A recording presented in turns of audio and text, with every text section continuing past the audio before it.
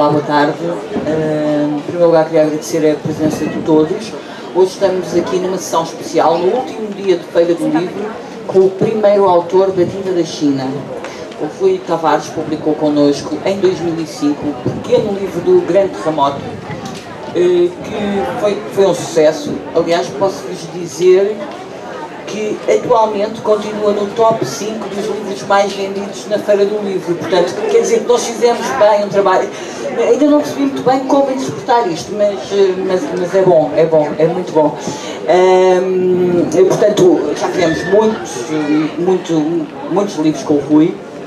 Este é especial no sentido em que durante a pandemia, o Rui decidiu fazer um podcast para o público sobre história. Eu não quero, eu sei que sou suspeita, mas o Rui Tavares é dos historiadores aquele que mais cativa a falar de história e pelo menos a mim e a muitas outras pessoas que acham que os historiadores são sempre muito chatos, o caso do Rui Tavares é bastante ao lado, é só um bocadinho chato.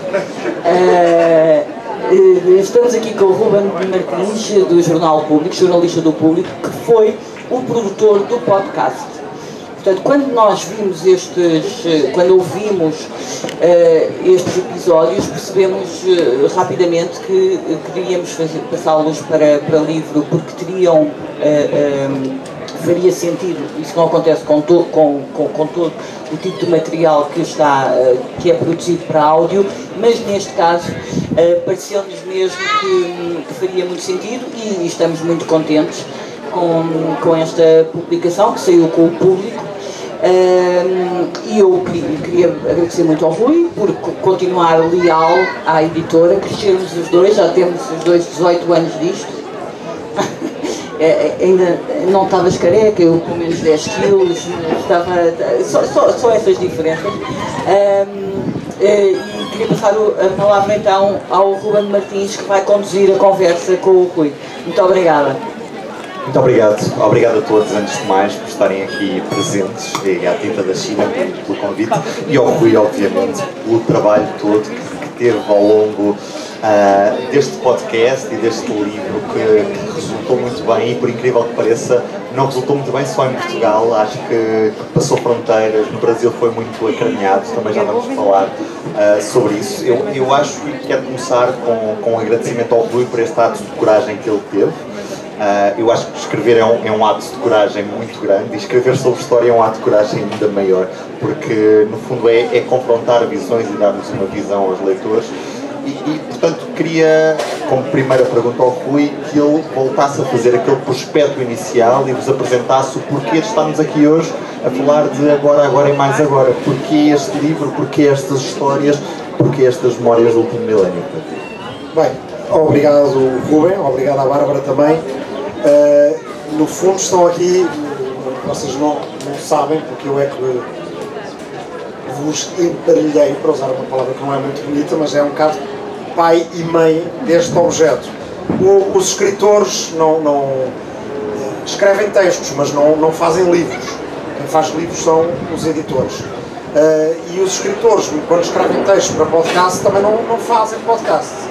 Eu gravava as palavras, mas depois era preciso dar-lhes um ambiente, dar-lhes um som, dar-lhes música, limpá-las de impurezas, às vezes cortar repetições, era preciso publicá-las, arranjar-lhes uma imagem, e tudo isso foi o Ruben que fez, não só o Ruben, mas também a Aline Flor,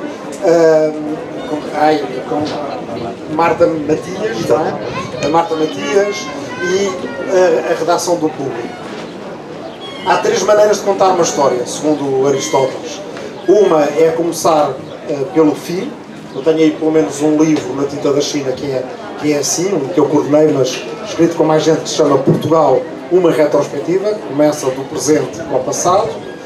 Depois há outra maneira de contar a história, que é do início, e há uma maneira que em latim se chamava in media res, portanto, contar a partir do meio da coisa. É um bocadinho como contar a história, usando Júlio César como exemplo. Podemos contar a partir do fim, que é Júlio César está a ser esfaqueado. Porquê é que aquele homem está a ser esfaqueado no Senado de Roma? está a ser esfaqueado por quem? O que é que levou aqueles vários homens a esfaquear aquele? O que é que estão no Senado? Como é que chegaram a senadores? Contamos a história.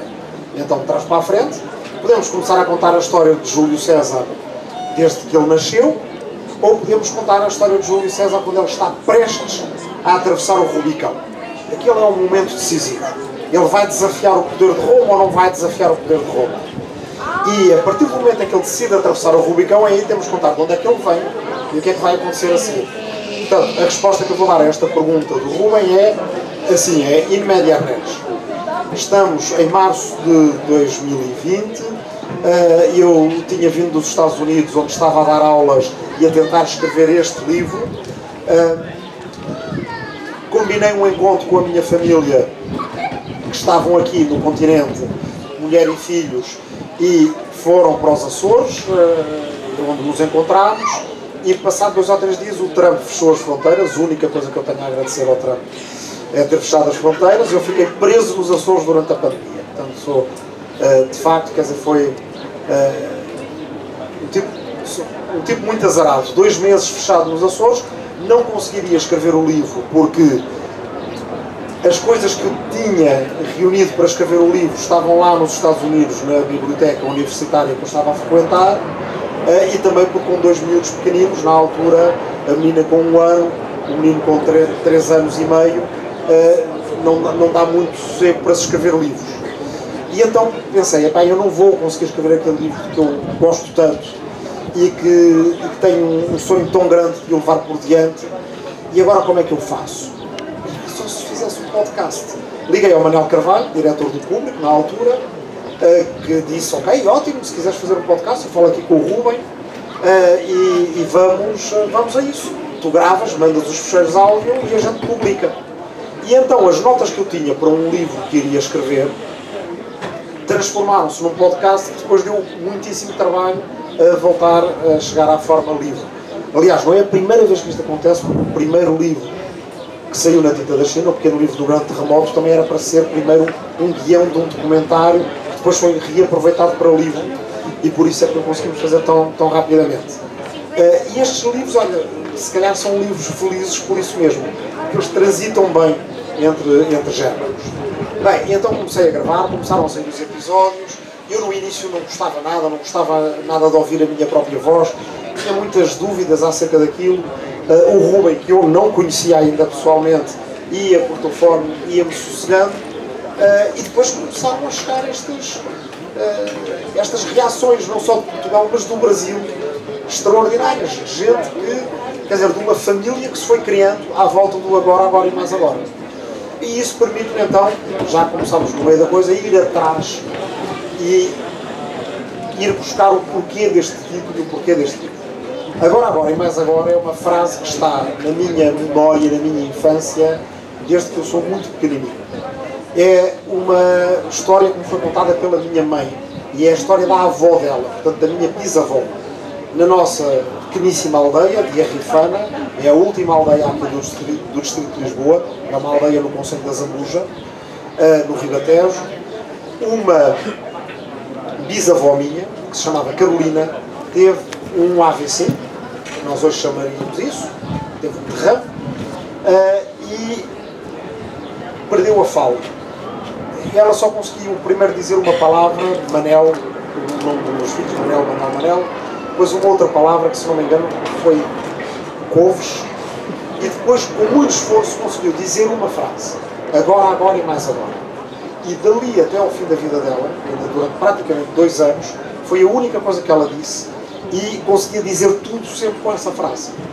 Zangava-se, dava mimo, fazia perguntas, respondia a perguntas, e a minha mãe, que era pequenina e que adorava essa avó, sempre contou essa história aos filhos, uma filha e 4 filhos. Eu sou o mais novo de 5, sempre fomos ouvindo essa história. Alguns dos meus amigos ouviam essa história, conheciam essa história do agora e mais agora, e eu sempre soube que haveria de escrever um livro com este título. Só que era um livro muito diferente que eu tinha em mente. Era um livro sobre o presente, portanto sobre o agora e mais agora. Passado muitos anos, eu estava também nos Estados Unidos, noutra universidade, com uma belíssima biblioteca à minha disposição, e a escrever e a organizar o Portugal uma retrospectiva para a tinta da China. E como bom, preguiçoso e desorganizado que sou, não me apetecia nada estar a fazer aquilo. É uma ideia que sempre me apaixonou, mas no momento em que tinha que a fazer não estava a ter vontade. Estava a ter vontade de consultar naquela biblioteca uma coisinha ou outra, pensei, não vai fazer mal, vou só ali à estante ver se há qualquer coisa sobre um filósofo muçulmano da Ásia Central chamado Al-Farabi. Portanto, vocês já estão a ver, isto não é fácil de contar porque é uma história feita de várias pontas, de vários fios da meada. O Al-Farabi é um filósofo da Ásia Central cujo nome dá origem à palavra alfarrábio, em português. E aparentemente só em português, e especialmente em português de Portugal, não se sabe exatamente porquê, mas vem certamente o nome dele. E é a palavra alfarrabista, que é vendedor de alfarrábios, livros antigos, talvez porque há vários livros, várias traduções de livros dele, do árabe para o latim, que em latim ganharam o título Al-Farabius. Al-Farabius de ciência, por exemplo. Ou Al-Farabius de outra coisa qualquer. Da cidade virtuosa, ou da música, ou da teologia. Ele escreveu sobre várias coisas. Pensei, vou ler uma coisinha sobre o Al-Farabi. Bem, eu descubro naquela estante de livre acesso que havia uma coisinha, depois havia outra que era muito interessante, havia outra, ainda por cima eu não tinha limite para os livros que poderia levar para casa, e naquele dia volto com uma pilha de livros sobre Al-Farabi para casa, e passei os dias seguintes a ler sobre aquele filósofo, e a pensar, que se lixe, eu vou fazer aquilo que me está a apetecer. E comecei a ler, no fundo, a pensar noutro livro. E depois deu-me vontade de ler sobre os guelfos e gibelinos, outra época histórica, e começar a escrever umas coisas. E pela primeira vez os historiadores não funcionam muito assim. Os historiadores, em geral, escrevem muito por projeto, por encomenda. Não é tanto como os romancistas que a gente imagina que chegam a casa e começam a escrever acerca daquilo que têm vontade de escrever. Os historiadores ou têm uma tese para escrever, ou têm um artigo para escrever, ou têm um livro que foi encomendado. Mas este livro não foi escrito assim. Eu comecei a escrevê-lo porque era aquilo que me estava a dar vontade de escrever. E aí liguei à Bárbara e disse, tenho a ideia de um livro. 6 partes. Uma coisa modesta, sabem? 6 memórias do último milénio, um bocadinho inspirado nas 6 propostas para o próximo milénio do Calvino. Al-Farabi no primeiro, guelfos e gibelinos no segundo, o Renascimento no terceiro, qualquer coisa sobre o século XVIII, ainda não sei bem o quê, no quarto. Depois, quero muito escrever sobre o ódio e o caso de Dreyfus no quinto volume, depois se calhar os direitos humanos, ainda não havia o 7º sobre Spinoza que completou isto. E a Bárbara diz, bem, é ótima ideia, é muito ambicioso, não sei se isso consegue fazer assim. E de facto era muito difícil de escrever. Eu fui sempre achando as vantagens do otimismo, não ia ser tão difícil. Fui escrevendo, depois houve aquela interrupção, tornou-se podcast, depois de podcast voltou a ser livro. Depois ainda, por estímulo de um amigo brasileiro, chegámos à conclusão que deveria haver aqui o 7º volume sobre Spinoza, e o Agora e Mais Agora, de um livro só sobre o presente, tornou-se num livro sobre os presentes do passado. O que é que eu quero dizer com isto? Sobre cada uma destas personagens históricas, no seu presente, fazendo a si mesmas esta pergunta que a minha avó, a minha bisavó, então materna, fazia ela mesma. Agora e mais agora. Agora que vem aí uma guerra. Agora que está aí a tuberculose. Agora que, sei lá, mal imaginava ela, um dos meus netos vai ser preso porque se opõe à ditadura e vai ser apanhado pela PIDE. Agora e mais agora. O que fazer? Ficar calado, ganhar coragem, dizer qualquer coisa, tomar posição, escrever para a gaveta. Estas personagens todas, filósofos, escritoras, músicos, revolucionários, revolucionárias, tiveram que se fazer essa pergunta. Cada um e cada uma delas, tal como nós nos fazemos a nós mesmos. Vemos tudo o que se está a passar à nossa volta, vemos que há refugiados a morrer, afogados no Mediterrâneo, que há perigos, ameaças contra a democracia, que há tanta coisa a acontecer, e todos os dias temos que nos perguntar, agora e mais agora, o que é que eu faço? aqui o que temos nestes livros são exemplos de respostas a essa pergunta. Então lá está, é um título de um livro que era para um livro diferente, depois acabou por ser para este. Faz-me lembrar um bocadinho um livro que se chama Os 7 Pilares da Sabedoria, do T.E. Lawrence, ou também conhecido como Lawrence da Arábia. Supostamente era um livro mais parecido com este, era um livro sobre 7 cidades da Antiguidade, Bagdá, Alexandria, cidades que também aparecem aqui, que eram os 7 Pilares da Sabedoria. Ele escreveu um livro, perdeu, depois escreveu outra vez, depois perdeu outra vez, e quando foi escrever pela terceira vez já achou que não ia escrever nada daquilo, e escreveu sobre as suas experiências entre os árabes, aquelas que são muito conhecidas do filme Lawrence da Arábia. É um livro mais acerca dele mesmo, mas leva a mesmo o título 7 Pilares da Sabedoria. Aqui também, de certa forma, estão os meus 7 pilares pessoais de sabedoria. É um livro sobre a humanidade explicada à minha aldeia, mas também tem a história da minha própria família explicada às outras pessoas todas. E agora sim. E o prospecto é incrível, Rui. Eu acho que depois de ouvirmos isto ficamos com ainda mais vontade, quer de rever o podcast, quem já passou os ouvidos por lá, quer espreitar esta maravilhosa coleção. Mas é um livro de histórias da história ou é também um livro de lições para o futuro? Porque nós estamos sempre com aquela ideia de perguntar o agora e mais agora, não é? Porque nós o ser humano tende por vezes a olhar para o presente como o fim da história. Nós acreditamos que já estamos numa era em que os países mais ou menos vão ficar como estão, em que já não vai haver grandes guerras mundiais, mas depois vem uma pandemia, depois acontece o que está a acontecer na Ucrânia e tendemos a questionar de novo agora e mais agora. E é nessas alturas que o que aqui contas passam a ser lições, ou isto são histórias da história e daqui não passa? Este é um livro de um historiador, embora de um historiador que é relapso em alguns pecados de historiadores, que eu acho que não fazem mal, desde que a gente os admita.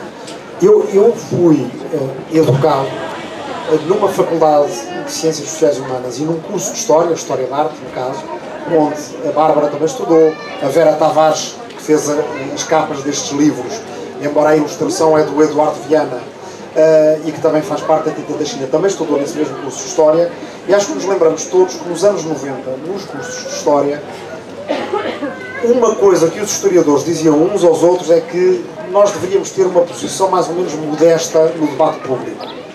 As pessoas vinham-nos perguntar pelas lições da história e o máximo de resposta que a gente podia dar era nem era bem uma resposta, era assim: isso das lições da história tem muito que se nos diga, não entremos por aí. As lições da história é aprender o que efetivamente se passou, teorizar sobre o que efetivamente se passou, mas se vocês quiserem falar com um historiador sobre as suas opiniões políticas, é fora daqui, vamos ali beber um café e eu conto-vos acerca disso. E as pessoas perguntavam: mas isto que se está a passar tem algum paralelo histórico?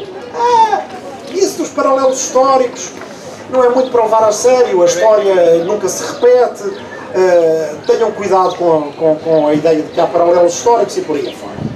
E eu acho que nós estávamos errados, porque enquanto os historiadores se refugiavam neste excesso de modéstia de achar que não tinham nada para ensinar, a não ser história propriamente dita, mas não tinham nada para ensinar de política, não tinham nada para ensinar acerca de como devemos encarar a vida, a moral, a sociedade à nossa volta, o nosso tempo. Não tínhamos nada a ensinar sobre o presente e o futuro.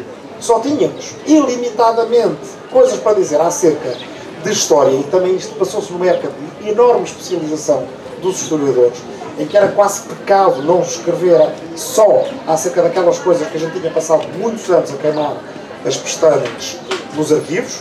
E pronto, eu fiz a minha recruta, está ali, chama-se O Censor Iluminado, é um livro que demorou 15 anos a escrever, há cerca de 9 anos de história, portanto mais tempo a escrever do que a história demorou para acontecer. Mas enquanto nós estávamos nessa posição de uma enorme modéstia, os economistas não tinham a mesma modéstia. Os economistas estão todos os dias na praça pública, todos os dias a falar acerca do futuro, todos os dias a errar previsões e depois todos os dias a voltar com previsões novas e sem problema nenhum. Os juristas a mesma coisa. Os cientistas políticos e os especialistas de relações internacionais e os filósofos, como o famoso Francis Fukuyama, até tinham essa tese do fim da história. E nós, historiadores em surdina, achávamos aquilo um disparate. achávamos que evidentemente a história não acabava, que ela ia estar ali ao virar da esquina e que ia aparecer outra vez para nos colocar outra vez o mesmo tipo de questões ou outras questões. Mas estávamos obrigados a uma doutrina quase monástica do que significava ser historiador. E eu não tenho muito jeito para monge, não faz parte da minha personalidade.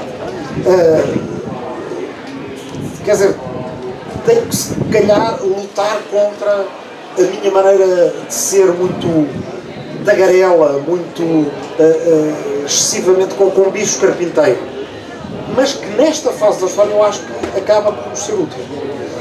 Houve uma vez um professor de escola secundária brasileiro que me fez essa pergunta. De facto, acho que a gente errou. As pessoas estavam-nos a perguntar: então estes fenómenos que estão aí não são muito parecidos com o fascismo? E a gente, bem, atenção, nos anos 30 o fascismo, quer dizer, enquanto não vimos uns gajos com camisas castanhas, um penacho em cima do chapéu e a fazer a saudação romana, não podemos exatamente dizer que eles são fascistas. Tenham paciência. Se calhar a história de facto nunca se repete naquilo que é completamente irrelevante. Porque o que é relevante nos fascistas e no Mussolini não é a cor da camisa e não é o penacho que eles tinham no chapéu que usavam. É o autoritarismo. É a idolatria da força pela força. É a ideia de que alguém nasceu para mandar nos outros e que os outros têm que estar num lugar de obediência. É a ideia de que a ação é mais importante do que a deliberação. É a ideia de que a democracia está esgotada, que os parlamentos são uma vergonha, que cada um assumir as suas diferenças e as suas identidades, que é um sinal de decadência da sociedade. Isso é o essencial. E isso, com a breca, se isso não se repete, então digam-me lá como é que não se repete. Na verdade, há uma série de coisas que se repetem, porque nós, basicamente, em termos essenciais, os seres humanos têm algumas coisas que são sempre as mesmas. Nós vivemos da memória, da imaginação, nós criamos uma identidade e temos que gerir as nossas relações entre indivíduo e sociedade, entre civilização humana e natureza, e aí há algumas coisas que se repetem de maneiras diferentes. Nas más, como nós encontramos em vários destes volumes, e nas boas. Há um filósofo e historiador alemão chamado Ernst Bloch, que dizia que todas as boas ideias nascem pelo menos 7 vezes. Um dos fios desta meada destes livros é que a ideia de direitos humanos também nasce de 7 maneiras diferentes em cada uma destas épocas históricas. E, portanto, nós respondemos a estas repetições na história, também indo buscar boas ideias que vêm da história, bons exemplos e atitudes que vêm da história, e não temos que ter vergonha nem medo em fazer deles exemplos, linhas de orientação para aquilo que nós podemos fazer no presente. Surpreendeu-te o feedback que recebeste do outro lado do Atlântico, porque o podcast foi muito ouvido no Brasil, houve muitas pessoas a pedirem que este livro fosse publicado também no Brasil. Já tens data para isso acontecer, e se surpreendeu ou não o feedback que recebeste do público brasileiro? Data é para breve. Estamos a trabalhar agora nessa edição com a Tinta da China Brasil e com o Paulo Werneck, que é o editor da Tinta da China Brasil. Mas me surpreendeu muitíssimo por causa de uma razão muito comezinha, que é: eu nunca pensei que um podcast, que é uma coisa baseada na voz, com sotaque português deste lado do Atlântico, tivesse uma facilidade tão grande de ser ouvido lá. Já alguns livros meus e nossos, quer dizer, nossos com a Tinta da China, saíram no Brasil, seja na própria Tinta da China Brasil, seja noutras editoras brasileiras. Eu fiz este tipo de coisas no Brasil, em feiras do livro e por aí afora, e tiveram um sucesso moderado. Se me tivessem perguntado, olha, uma coisa que é capaz de resultar no Brasil é um podcast, eu diria não. Quer dizer, a gente não pode pôr legendas num podcast, os brasileiros estão menos habituados ao nosso sotaque do que nós ao deles, e portanto acho que a enorme felicidade do podcast ter tido um eco tão grande no Brasil dá-nos a entender quando a gente quer compreender as coisas, a gente compreende. E muita gente vem dizer que até aquilo uma das coisas de que mais gostava no podcast era ter o sotaque português e isso às vezes não tornar as coisas imediatamente fáceis para um ouvinte brasileiro. E até tive mais, quer dizer, tive um ouvinte venezuelano, alguém que estava a descobrir as suas raízes portuguesas, inclusive com vontade de se tornar português pela lei dos sefarditas, mas que queria aprender português primeiro, portanto é capaz de já não ir a tempo. E ele escreveu Francisco Toro e ele disse: eu estou a ouvir o podcast para aprender português. E portanto, de facto, quando a gente quer, estas histórias elas não são sempre fáceis, não há grandes concessões aqui, elas são fáceis quando têm que ser fáceis, elas são difíceis quando têm que ser. Podemos estar a explicar Aristóteles num determinado momento e não vai ser fácil para o leitor, porque também não foi fácil para mim compreender. Outras vezes é aquilo que se pode chamar de divulgação histórica e ser mais fácil de ler, mas não, se há de ser fácil ou difícil, é orientado pela própria história, não é orientado por nenhuma vontade de tornar as coisas fáceis. Eu acho que toda a gente pode perceber. Acho que as coisas têm que ser escritas ou ditas como o Padre António Vieira dizia, têm que ser claras e distintas como as estrelas. Depois acrescentava: e não temais que por isso o estilo vos pareça demasiado simples, porque as estrelas são claras e distintas e são altíssimas. E qualquer pessoa as pode ver. Uma pessoa que não sabe ler e por isso só ouve o podcast, ou a pessoa que é doutorada em física quântica, pode ler isto da mesma forma, porque isto foi escrito pensando nessa tal bisavó, que eu nunca conheci, e pensando como eu haveria de lhe explicar estas histórias. Portanto, acho ela que nunca andou na escola e era analfabeta, tal como aliás o seu marido também, que inventou um código para si mesmo porque precisava dele para as suas coisas como um marceneiro. Se eles podem ler, acho que toda a gente pode ler. Eu não resisto em perguntar à Bárbara e aproveitando que ela está aqui.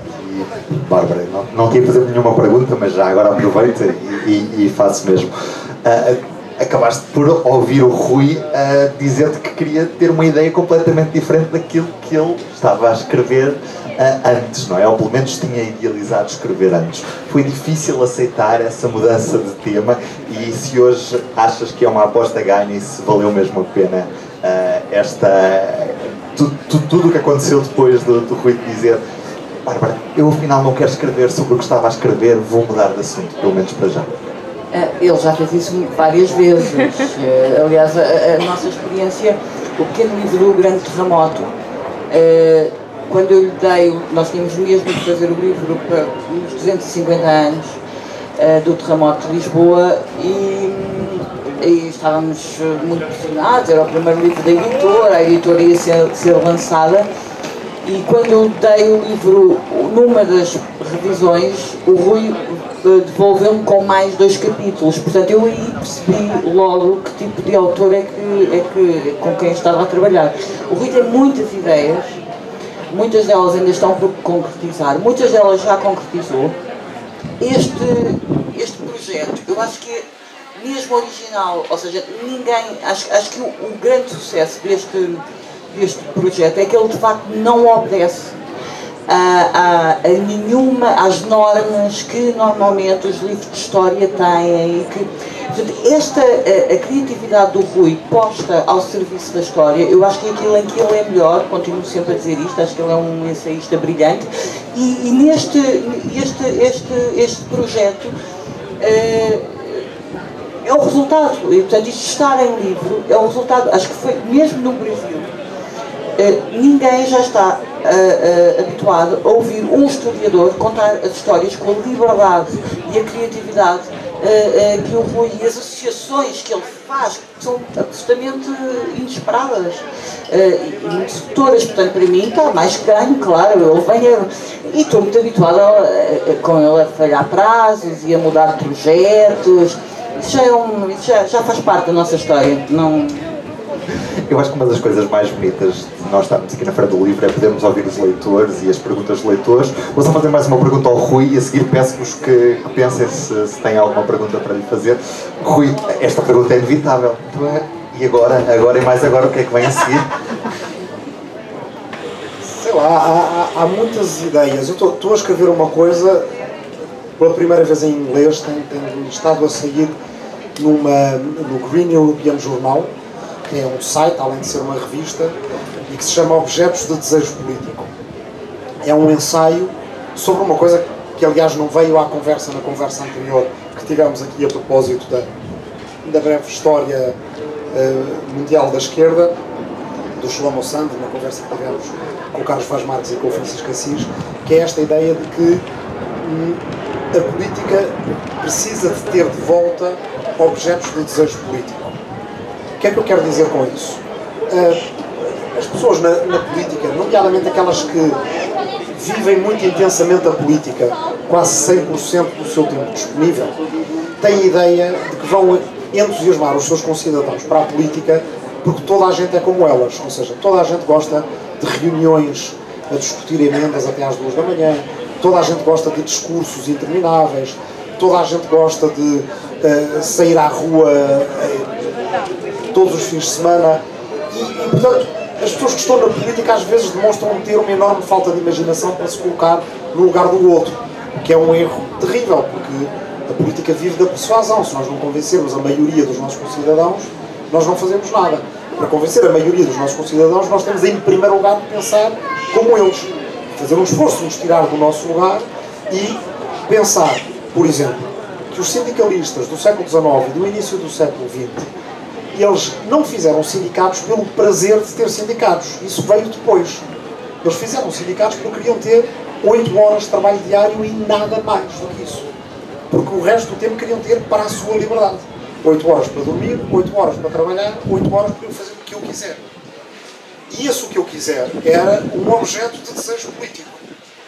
As pessoas juntaram-se, lutaram pelas 8 horas de trabalho, máximas, morreram por elas, em alguns casos, não é? Em Chicago, é daí que nasce o feriado do 1º de maio. E quando começam a ter as suas vitórias, quando começam a pôr na lei, e aqui há alguns paradoxos, porque a maior parte destas pessoas eram na altura anarquistas e anarcossindicalistas. E, portanto, queriam obrigar o Estado a fazer uma lei, e é paradoxal, mas ao mesmo tempo faz todo o sentido, porque essa lei tirava a autoridade, no caso a autoridade do patrão, de 8 horas do dia deles e delas. E, portanto, 1/3 da vida delas era libertada, era emancipada para o que quisessem fazer.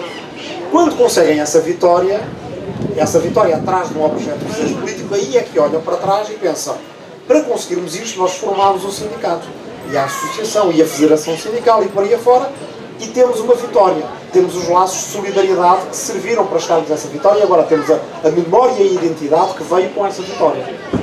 E então, não é que o movimento nasça pelo movimento, mas o movimento nasce pelo objeto de desejo político. A mesma coisa para o feminismo.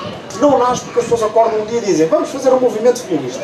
Nasce porque há um objeto de desejo político, votos para as mulheres. E quando se conquistam os votos para as mulheres, o movimento feminista é a herança dessa conquista. E então este livro está a ser escrito aos pedaços, às fatias, porque é a única maneira que eu agora consigo, chama-se Objetos de Desejo Político. Mas como sempre em vários destes livros, há aqui um bocadinho um esquema de bonecas russas. O agora e mais agora, na verdade, se vocês forem ali buscar, eu agora não sei se é no Pobre e Mal Agradecido ou se é no Fiasco do Milénio. Há 2 livros de crónicas e num desses aparece, acho que é no Fiasco do Milénio, uma crónica que se chama Agora e mais agora. Onde esta história já aparece, portanto, estava a Bárbara a dizer, portanto, há 18, 17 anos por aí. É uma crónica que foi escrita para o Blitz e que depois ainda estava pensada para o outro livro que eu tinha pensado para esse título. Da mesma forma, a última crónica do Objetos de Desejo Político, que saiu agora, é uma ficção que a Bárbara já conhece e que é sobre a memória e o dinheiro. É em torno de uma ideia, e se as nossas memórias valessem dinheiro? Se a gente pudesse ir ao banco, contrair um empréstimo, e esse empréstimo seria contratado contra um colateral que seria uma memória que te fosse cara, não é? Uma memória da tua família, da tua avó, da tua infância, e que tu pusesses num papel que caso falhasses a pagar as prestações daquele empréstimo, perdias a sensação de viver aquela memória. Mesmo que a escrevesses num papel e soubesses os factos, perdias a tua propriedade emocional daquela memória. Essa é uma ideia um bocadinho esquisita e que um dia há de se tornar num livro, e para já foi primeiro uma conferência, depois tornou-se numa crónica, e se calhar um dia, não sei, um dia pode ser um podcast, e portanto nascem, às vezes diz um capítulo de um livro pode tornar-se um livro mais à frente, no qual há um livro ou uma ideia que também se pode vir a tornar um livro mais à frente. Em geral, os meus livros têm essas pistas para os livros futuros. Vamos abrir a conversa ao público, aos leitores. Quem é que tem alguma questão para fazer ao Rui Tavares? Aqui à frente. Olá. Agora, eu não ia perguntar sobre o livro, mas fiquei curiosa com a última parte dos objetos de desejo político. E gostava de perguntar que objetos ou objeto, e tentar também ter no máximo 3, é que são necessários pensarmos no contexto também de Portugal, mas também se calhar europeu, para darmos aos cidadãos. Obrigado. Então, muito rapidamente e começando por um sítio como este. Vamos começar por Lisboa. Nós podíamos e deveríamos fazer de Lisboa uma cidade do livro. Até porque ela é uma cidade do livro, não é? Há vários tipos de cidades. Há aquelas cidades que são cidades cebola, não é? A gente penetra pelas camadas exteriores e vai andando para o centro. Se a gente ler aquela chegada a Paris nos Miseráveis do Victor Hugo, começa-se pelas portas da cidade na muralha e vai-se andando para o centro. Mas Lisboa, tal como ela foi pensada ao longo da história e principalmente repensada a seguir ao terremoto, é uma cidade que começa do rio para trás. E portanto é como se tivesse, aliás eles na altura da inauguração da cidade escreveram isto, que o Terreiro do Paço, ou a Praça do Comércio, era o frontispício, era a página de rosto de um livro. E esse livro era Lisboa, e Lisboa era um livro.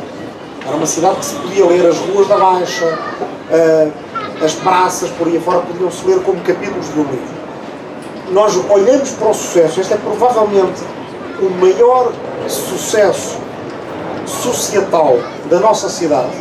Uma feira como a Feira do Livro junta tanta gente, e é um sucesso tão natural que acho que poderia ser o fio da meada para fazermos de Lisboa aquilo que ela já é, que é uma cidade de livro.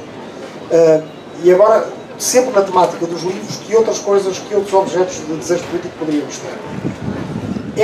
Essa cidade de livro poderia ter uma biblioteca europeia, a que eu já fiz esta proposta.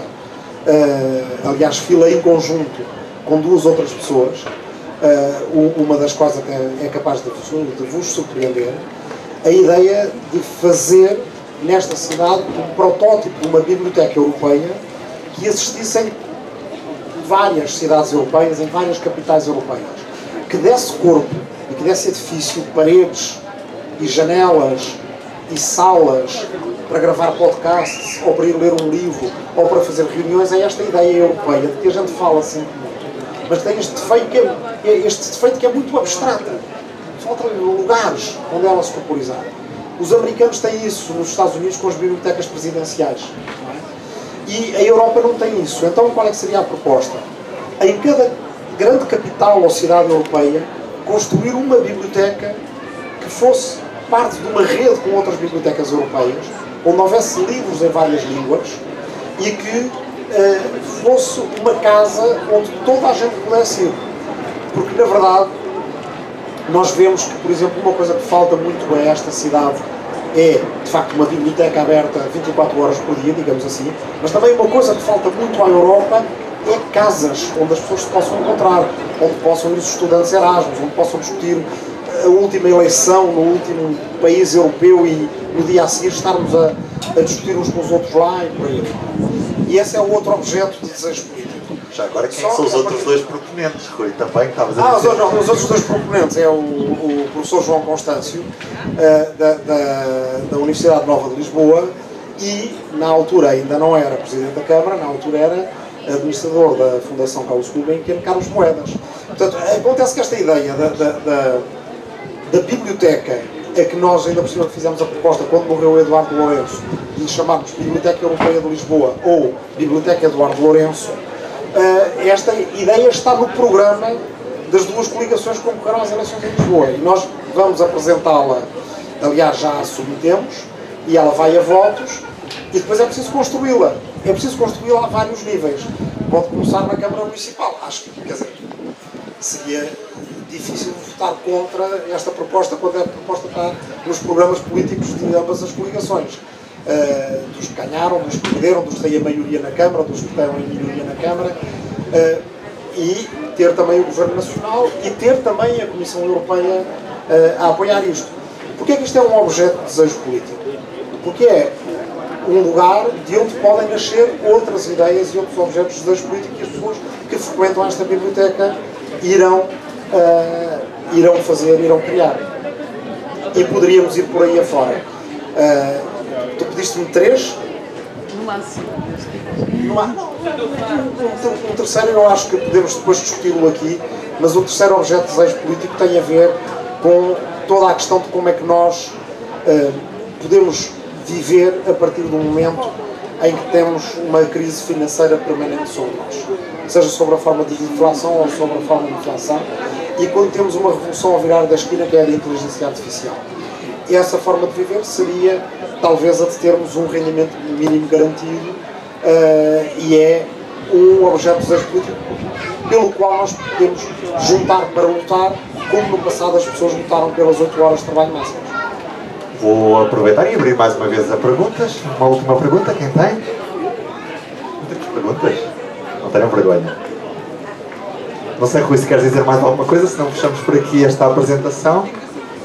Pronto, então vamos fechar porque já sei disso, Rui. Não, eu acho que já que falámos de desejo e falámos principalmente de personagens que nos servem de exemplo nestes livros, começa com o Al-Farabi, não é? Com o tal filósofo da Ásia Central, muçulmano, mas mais do que isso, alguém que pensa, se vocês leram As Cidades Invisíveis do Italo Calvino, é alguém que nos faz muito lembrar dessas cidades invisíveis, e que é um bom exemplo de alguém que nos inspira, com objetos de desejo político, como eu costumo chamar.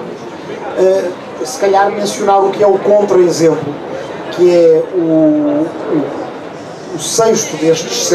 quinto destes 7 livros, que é à volta da figura do Léon Daudet, uma espécie de proto-fascista do século XIX, alguém que é tomado pelo ódio em praticamente todo o seu percurso literário, o ódio ao Victor Hugo, que era uma espécie de sogro dele, o ódio ao capitão de Dreyfus por ser judeu, por o Léon Daudet considerar que é um objeto daquilo que conspurca a sociedade francesa. Portanto, estamos a falar de uma espécie de proto-fascista que odeia todos. Aliás, até uma coisa curiosa, odeia todos os alemães ao longo de toda a sua vida, só não odeia os alemães quando eles finalmente, sob a forma do nazismo, ocupam a França, e aí ele está do lado deles. É uma espécie de contra-exemplo daquilo que são os outros autores, que são principalmente figuras de inspiração, e quando chegamos àquele volume temos uma espécie de figura que nos dá uma espécie de imagem do que é o ódio, e portanto aos objetos de desejo político se contrapõe uma figura que nos explica como é que às vezes as sociedades se conseguem mover mais pelo ódio do que pela imaginação e do que pelos objetos de desejo político. E portanto é um volume que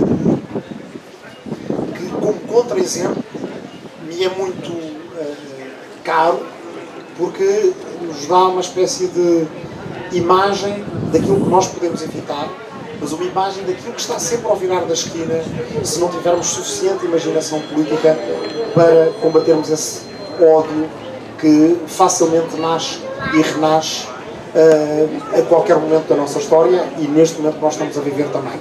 E portanto quando eu falo do agora e mais agora, as pessoas partem do princípio que estão aqui uma série de histórias de inspiração, mas também há em alguns momentos muitas histórias que são de contra-exemplo, que são de medo ou de contra-inspiração, e aqui acho que vale muito a pena ler.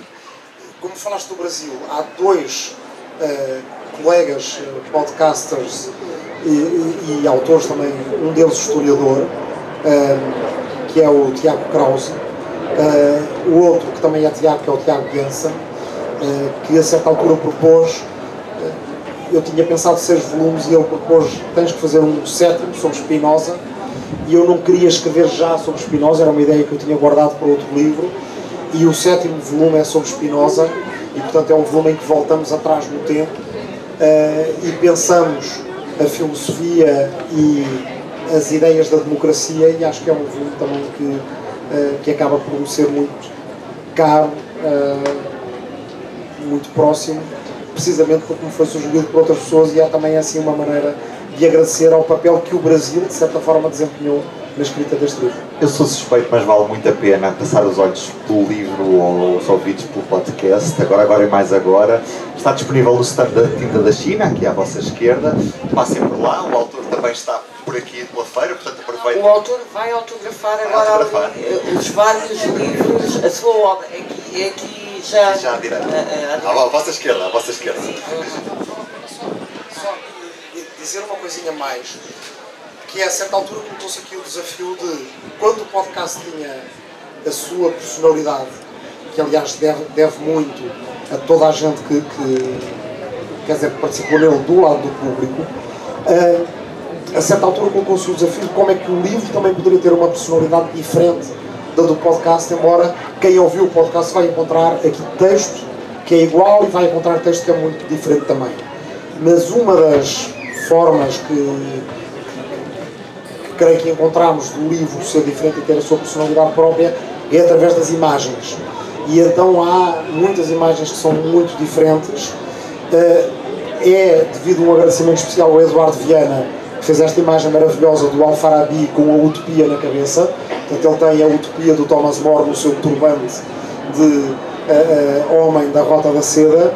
E portanto não queria deixar de mencionar isto, que é também com o apoio depois de toda a gente da Tinta da China, da Inês Hugon, também com o apoio de muita gente que é citada aqui, que nós acabamos por ter um livro que é ricamente ilustrado e que se diferencia do podcast, e gente que ouviu o podcast pode encontrar aqui coisas que às vezes, porque ouviu ao correr do podcast, não identificou, e aqui encontra os nomes dos autores e das cidades e das lendas que vamos citando, e encontra imagens que evidentemente não estão no podcast. No podcast há outros motivos de interesse, como quando falamos de Toscanini temos ensaios do Toscanini a insultar a sua orquestra, e isso evidentemente não consegue estar aqui no livro, portanto vale a pena ir lendo um e ouvindo o outro. Eu acho que eles se complementam bem. Passem então pelo stand da Tinta da China, aqui à vossa esquerda. Muito obrigado mais uma vez. Rui Tavares para desafinar o vídeo. Muito obrigado.